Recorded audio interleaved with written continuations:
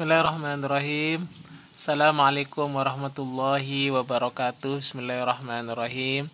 Rabbi zidni ilma warzuqni fahma. Rabbi shrah li sadri wa yassir li amri wahlul 'uqdatam min lisani yafqahu qawli. Rabbi ighfirli wa li walidayya wa li masyayikhina wa li muallimina wa li auladina wa li talamidina wa li talamidatina. Allahumma inna nas'aluka ilman nafi'a wa amalan sholiha wa rizqan halala wa khairan katsira wa syarran ba'idan bi rahmatika ya arhamar rahimin. Al-Fatihah. Saudara-saudara para mahasiswa saya yang saya hormati, mari kita lanjutkan kajian kita pada subbahasan kerangka teoritik. Ini subbahasan yang saya kira lebih mudah sekali saudari-saudari, karena kerangka teoritik ini kita cuma mendefinisikan kata kunci istilah yang ada dalam judul penelitian kita.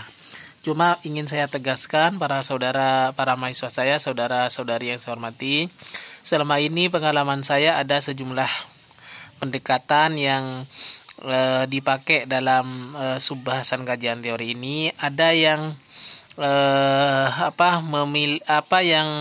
menafsir pada subbahasan ini dengan mengisi dalam penulisan proposal itu kerangka teoritik ini adalah memilih teori yang dicetuskan oleh ilmuwan sesuai bidang kajiannya. Contohnya misalkan adalah teorinya siapa, misalkan ya teori dramaturgi misalkan, atau teori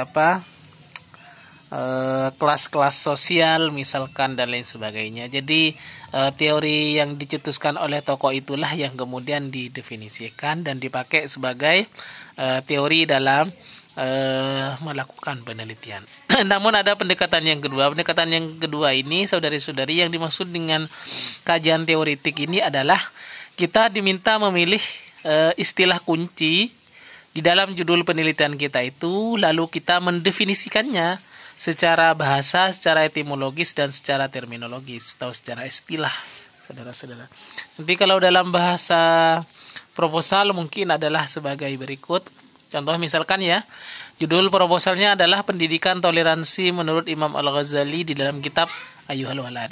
Jadi saudara-saudari yang saya hormati, kita memilih kata kunci, istilah kunci di dalam judul penelitian tadi ini. Jadi mungkin contohnya adalah seperti ini. Satu, kerangka teoritik. Nah, peneliti menganggap kerangka teori sebagai acuan dan peta mempermudah dalam kajian penelitian ini. Peneliti akan melakukan pembahasan, mungkin begitu ya bahasanya. Peneliti melakukan pembahasan secara detail definisi teori yang akan dibahas dalam penelitian ini. Adapun kerangka teori dalam penelitian ini sebagai berikut, misalkan itu ya. 1. Makna pendidikan toleransi. Nah, contohnya ini kan ya. Jadi makna pendidikan toleransi yang kita ambil di dalam judul penelitian ini, saudara-saudara yang saya hormati, kita ini definisikan secara bahasa dan istilah. Mungkin dalam bahasanya seperti ini. Pendidikan secara bahasa adalah apa gitu ya. Pendidikan misalkan secara bahasa berasal dari kata apa gitu. Didik dan apa gitu. Jadi didefinisikan. Sedangkan secara istilah kata pendidikan memiliki makna apa? Biasanya ini lebih ke definisi yang dianalisis oleh sejumlah ilmuwan di bidangnya gitu. Nah, ini contohnya. Nasution menjelaskan definisi pendidikan toleransi ialah apa gitu.